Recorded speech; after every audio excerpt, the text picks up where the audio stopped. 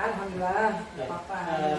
Rencana hari ini Ferdi akan mewawancarai Ibu terkait tugas dari Prodi Pemuda Angkatan 9 yaitu demonstrasi kontekstual modul 3.1 terkait penerapan proses pengambilan keputusan mungkin yang selama ini dan sering lakukan mungkin Ibu udah berapa tahun jadi pengawas sekolah Bu? Jalan ke 10 tahun. Oh, 10 tahun. Iya, mungkin 10 tahun. Banyak kasus-kasus yang dianggap dilema yang pernah Ibu ambil keputusannya. Terkait itu kami minta izin waktunya ke Ibu untuk mungkin kita langsung saja Bu. Ya, silakan. Terkait yang pertama Bu, selama Ibu jadi kepala sekolah, pernahkah Ibu mengalami atau mendapatkan kasus yang Ibu anggap sangat dilema? Kalau dikatakan sering sih tidak, tapi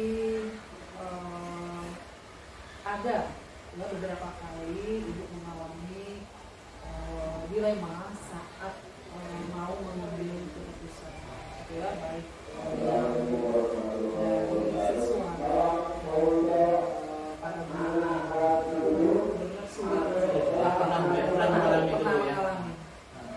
Terkait itu, terkait yang pernah Ibu alami itu, selama ini bagaimana Ibu dapat mengidentifikasi kasus-kasus yang merupakan dilema etika ataupun dudukan moral?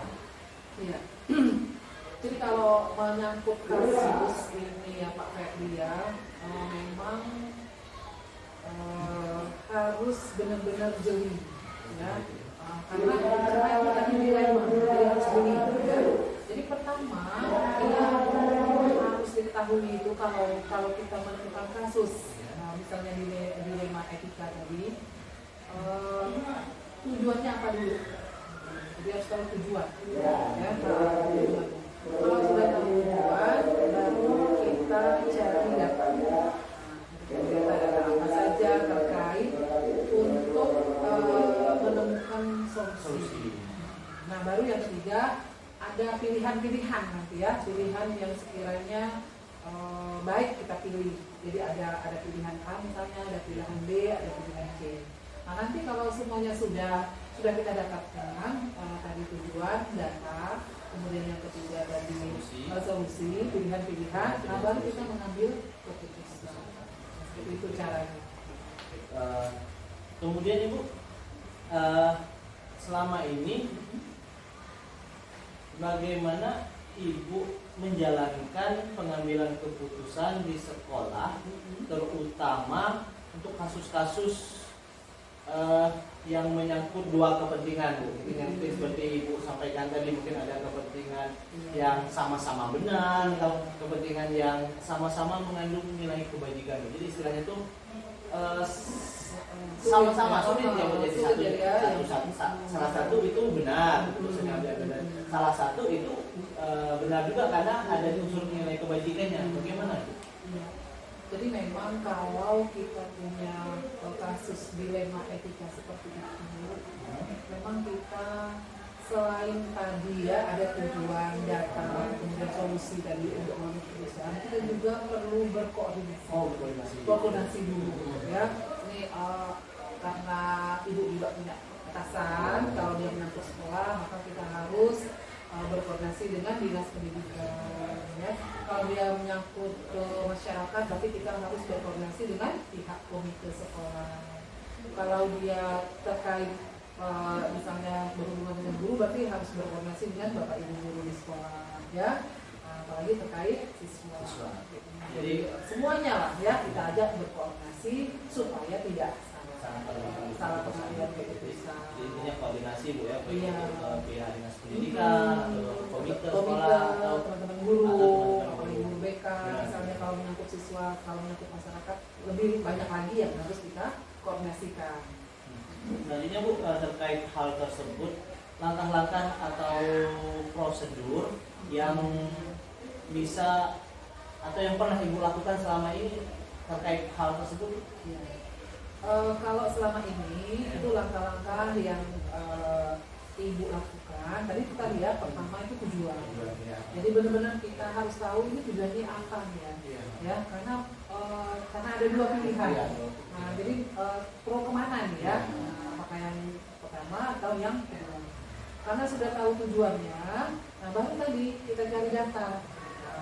Bukan data saja, kalau memang harus memutuskan suatu berarti berkoordinasi tadi ya, termasuk data juga itu ya, berkoordinasi dengan berbagai pihak yang sekiranya bisa membantu kita mengambil keputusan. Jadi setelah berkoordinasi kan kita akan mempertimbangkan, oh ternyata untuk tujuan ini berarti harusnya seperti ini. Nah, tapi kalau memang nyangkut lagi, berarti kita cari lagi, ke siapa lagi nih berkoordinasi terkait dengan tujuan yang betul. Nah, kalau untuk selanjutnya Bu, hal-hal apa Bu kira-kira yang Ibu anggap itu lebih efektif, yang sangat efektif pada saat Ibu mengambil keputusan yang dianggap dilema etika, yang paling efektif, yang selama ini pernah Ibu lakukan? Menurut Ibu itu yang paling efektif itu adalah bertanya langsung ke sumbernya. Jadi misalnya masalah yang kita hadapi ini terkait misalnya ya, siswa yang mau putus sekolah, tapi di sisi lain misalnya orang tuanya masih ingin sekolah di sini. Nah, itu juga termasuk dilema juga kan. Nah, jadi kita tanya langsung ke siswanya, kemudian kita juga tanya ke orang tuanya, kemudian tanya ke wali kelasnya, kalau perlu kita tambah dengan ke guru BK-nya, kemudian ke guru-guru yang mengajar di kelasnya. Jadi sebenarnya anak ini mau putus sekolah itu jadi tidak hanya berasal dari siswa saja, banyak hal. Kadang-kadang mungkin siswa tidak memberitahukan kepada kita atau kepada orang tuanya ada masalah apa di sekolah. Ya, nanti kita hanya mengira masalahnya adalah masalah dalam keluarga, ternyata masalahnya ada di sekolah. Kemudian Bu, terkait mungkin selama ini Ibu sudah banyak sekali mengambil keputusan yang menjadi sebuah tantangan Bu, yang menurut Ibu yang paling jadi sebuah tantangan dalam pengambilan keputusan kasus dilema etika itu. Ini kasusnya ya? Iya. Misalnya dalam kasus itu yang menjadi tantangan benar gitu? Iya, yang merupakan tantangan pada yang saat waktu kita mengambil keputusan itu. Memang kalau dilema itu benar-benar sebetulnya semua kasus yang dilema etika itu memang benar-benar tantangan terbesar memang itu. Beda kalau mengambil keputusan yang lain. Tapi itu yang paling Ibu rasa itulah yang paling menantang ya. Jadi yang dilema etika itu sendiri sebetulnya.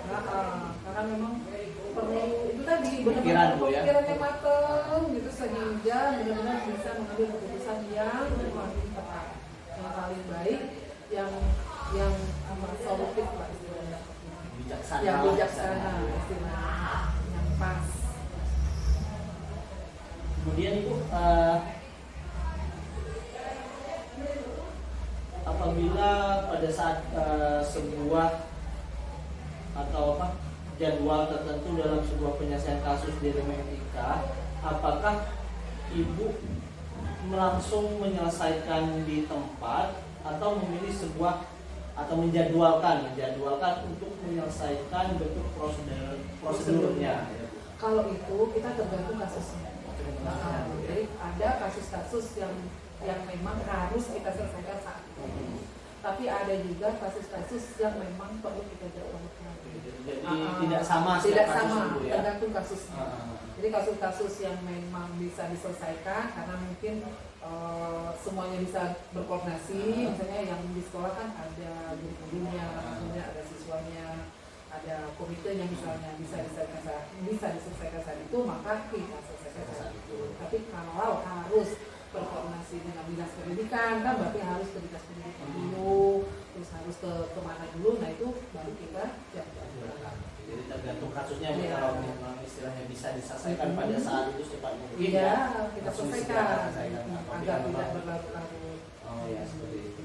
Selanjutnya Bu, terkait Ibu dalam mengambil suatu keputusan terhadap kasus-kasus tersebut, kira-kira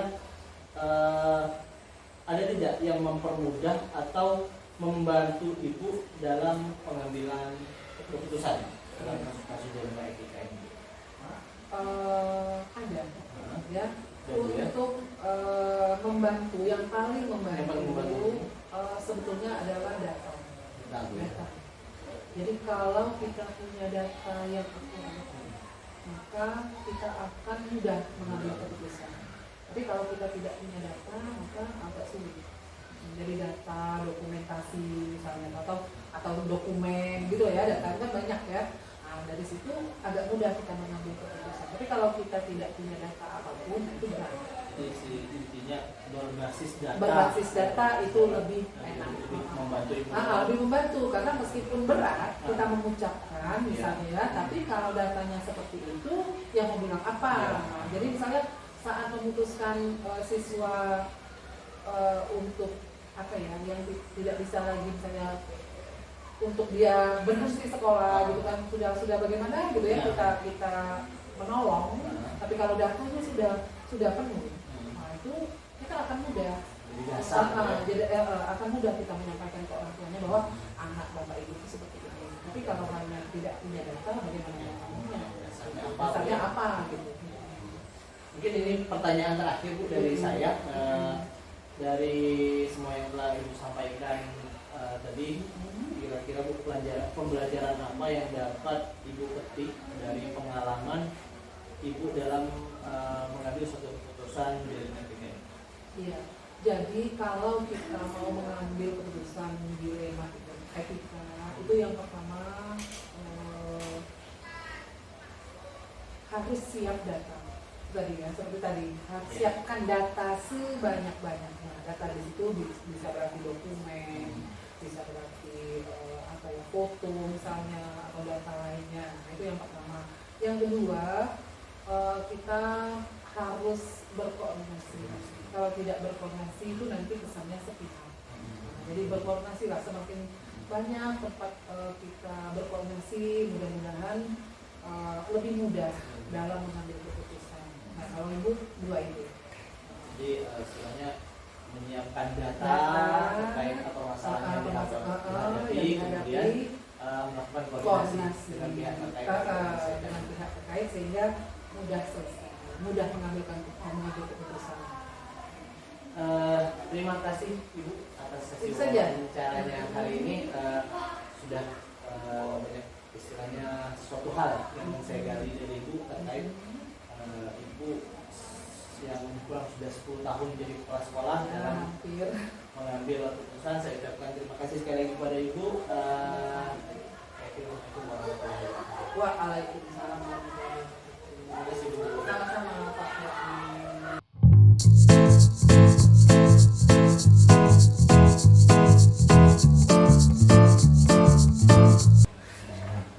Assalamualaikum warahmatullahi wabarakatuh. Waalaikumsalam warahmatullahi wabarakatuh. Selamat siang Bu. Siang. Maaf sebelumnya mengganggu waktu kerja Ibu hari ini. Terkait kegiatan hari ini, saya berencana untuk mewawancarai Ibu terkait tentang penerapan proses pengambilan keputusan yang mengandung dilema etika. Sehat Bu hari ini Bu? Alhamdulillah sehat. Jadi mungkin nanti saya akan mengajukan beberapa pertanyaan terkait pengalaman Ibu selama ini menjabat kepala sekolah. Mungkin pertanyaan pembukanya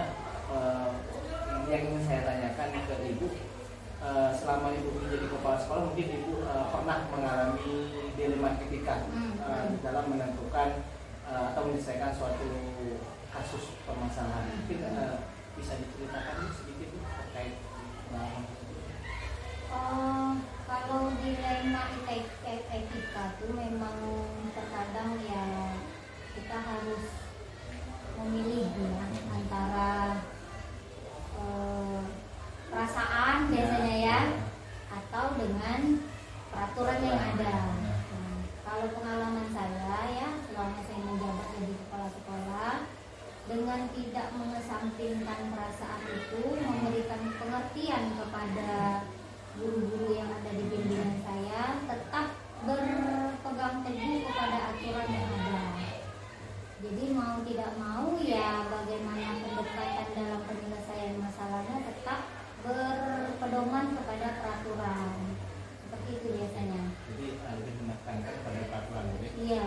Mungkin selanjutnya Bu, selama ini bagaimana Ibu mengidentifikasi suatu kasus itu termasuk dalam dilema etika atau rujukan moral? Oke. Pertama kan diidentifikasi dulu, dicari tahu dulu permasalahan awal yang menjadi akar permasalahan dari masalahnya itu di mana gitu ya. Setelah diidentifikasi dicatat, ya. Kemudian setelah dicatat, memanggil orang-orang yang terkait dengan permasalahan tersebut. Misalnya yang terlibat siapa saja dipanggil, diklarifikasi. Kemudian baru kita akan melihat apakah ini sebagai dilema etika atau bujukan moral tadi. Baru selanjutnya bisa mengambil keputusan dari hasil identifikasi tadi, seperti itu.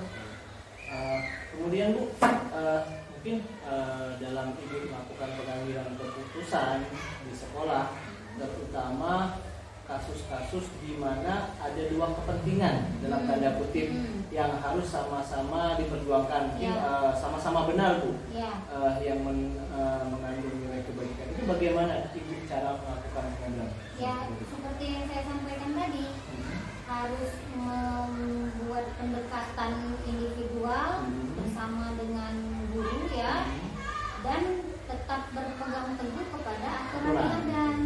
Ya, karena kan kita sebagai abdi negara tidak mungkin kan melanggar aturan yang ada, tapi pun sebagai manusia biasa pun harus punya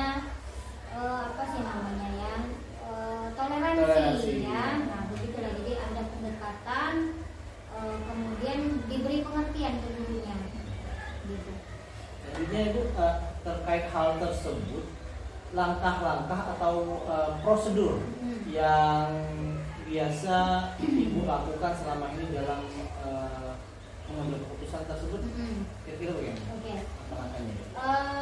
Seperti tadi mengidentifikasi dulu, dicari tahu dulu apa yang menjadi latar belakang permasalahannya, kemudian mengklarifikasi, ya.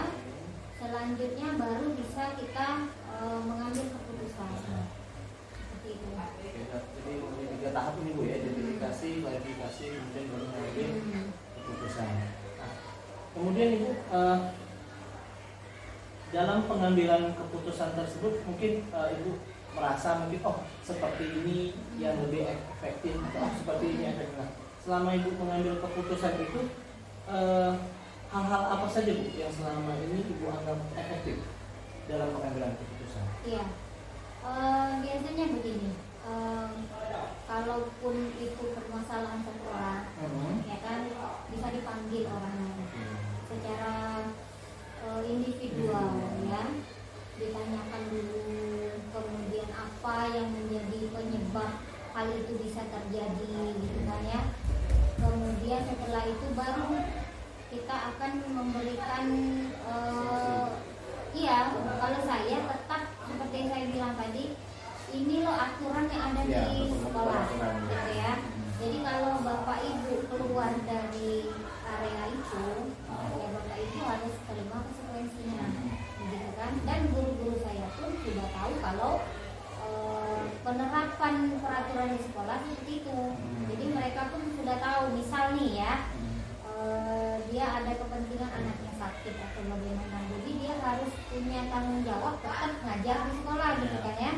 Jadi dia harus memberikan solusi bagaimana ini nanti ya anak yang akan ditinggalkan di sekolah ini bagaimana. Jadi saya mendengarkan dulu dari sang guru bagaimana, nanti baru akan dicari win-win solution lah ya seperti itu. Jadi mendengarkan istilahnya itu dari guru yang bersangkutan ya, kalau seandainya terdapat permasalahan seperti yang Ibu sampaikan.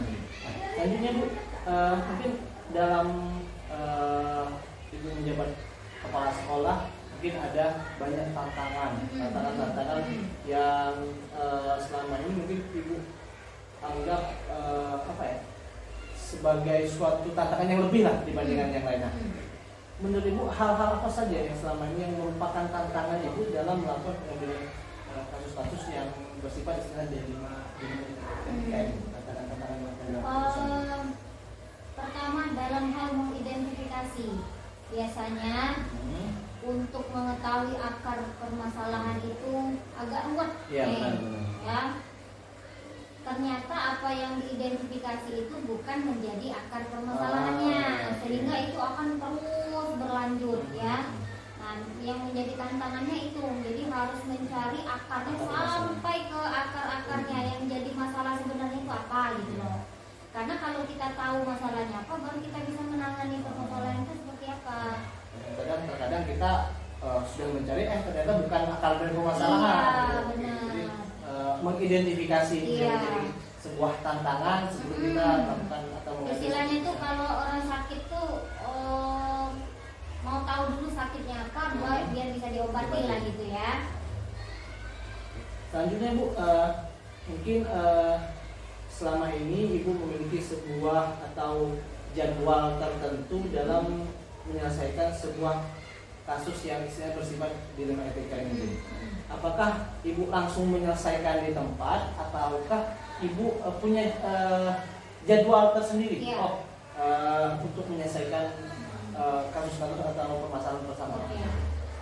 Kalau dia kasus yang sifatnya mendesak harus diselesaikan saat itu juga, tentunya kan di luar dari jadwal tersebut ya. Tapi kalau misalnya kasusnya permasalahan pembelajaran di kelas, masalah strategi pembelajaran guru, biasanya itu kami punya jadwal supervisi akademik ya, yang dilakukan satu semester satu kali. Dan jadwal itu diinformasikan kepada guru-guru. Jadi guru-guru sudah bisa mempersiapkan, jadwalnya tanggal sekian, jadi dia akan di supervisi oleh kepala sekolah seperti itu. Tapi kalau yang sifatnya mendesak harus diselesaikan ya saat itu juga. Oke, jadi ada dua jenis teknik lah Bu ya, mungkin yang harus diselesaikan pada saat itu juga ya diselesaikan.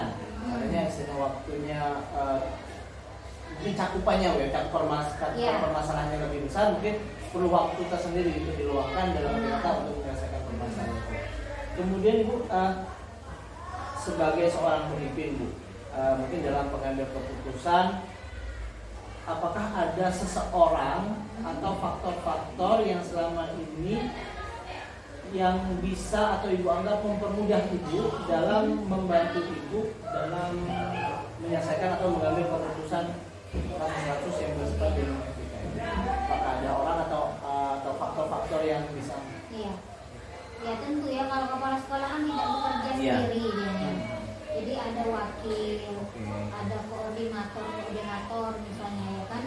Kalaupun itu masih bisa diselesaikan di tahap wakil misalnya ya kan, nah itu masih oleh wakil kepala sekolah yang menangani ya.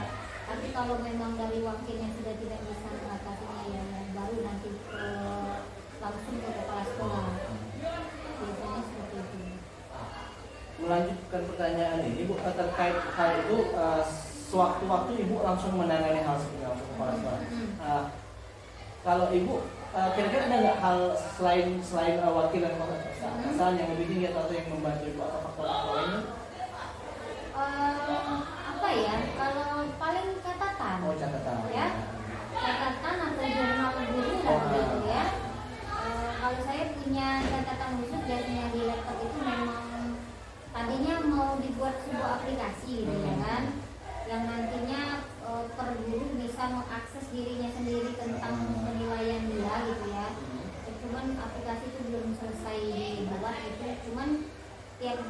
punya catatan sendiri. Kalau di sekolah saya buatkan apa ya namanya seperti binder apa gitu. Jadi per guru dia punya masing-masing. masing-masing. Oke. Jadi dia bisa mengoreksi terutama dalam pembelajaran ya. Jadi habis supervisi kan ada tindak lanjut tuh. Nah dari situ kan ada catatan-catatan biasanya. Tapi kalau yang sifatnya apa namanya momentum ya, jadi ke apa permasalahan yang bukan di luar pembelajaran ya harus ditangani secara langsung gitu lah.